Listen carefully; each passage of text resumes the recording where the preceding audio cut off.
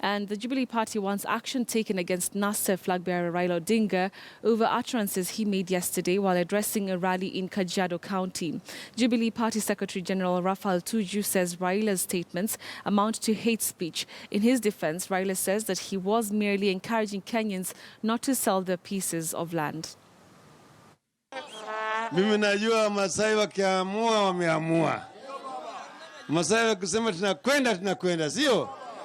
It is this statement while at a campaign rally in Kajiado County yesterday that has triggered a series of complaints against NASA flag bearer Raila Odinga. Through a petition to the National Cohesion and Integration Commission, the Jubilee Party says that Odinga's statement equals to incitement against the multi-ethnic Kajiado residents and the nation at large against residents of the different tribes. The petition also says that Odinga's statement instills fear to the non-Maasais by telling them not to go near the Maasais. It further indicates that the statement by the NASA flag bearer has a high potential of inciting ethnic hatred and discrimination in virtually all parts of the country. With only 52 days to the national elections, we consider that former Prime Minister Odinga's use of irresponsible and inflammatory language will ignite tensions within local communities and can only be regarded as hate speech.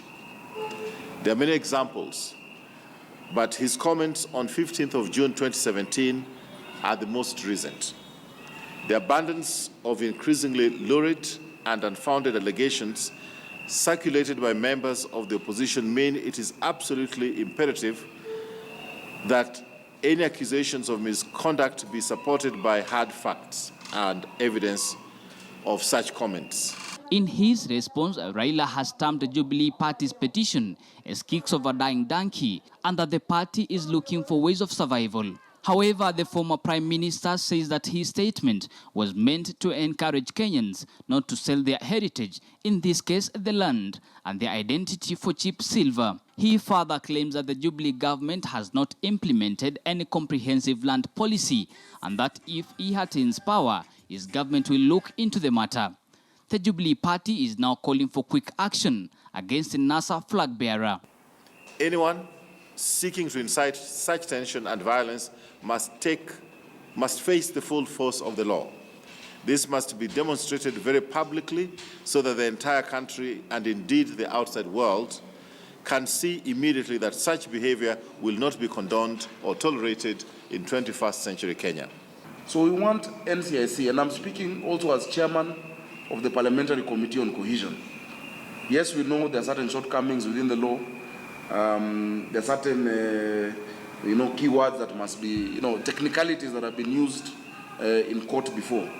But we cannot allow such technicalities to lead us back to the abyss and to the depths of where we've been as a country.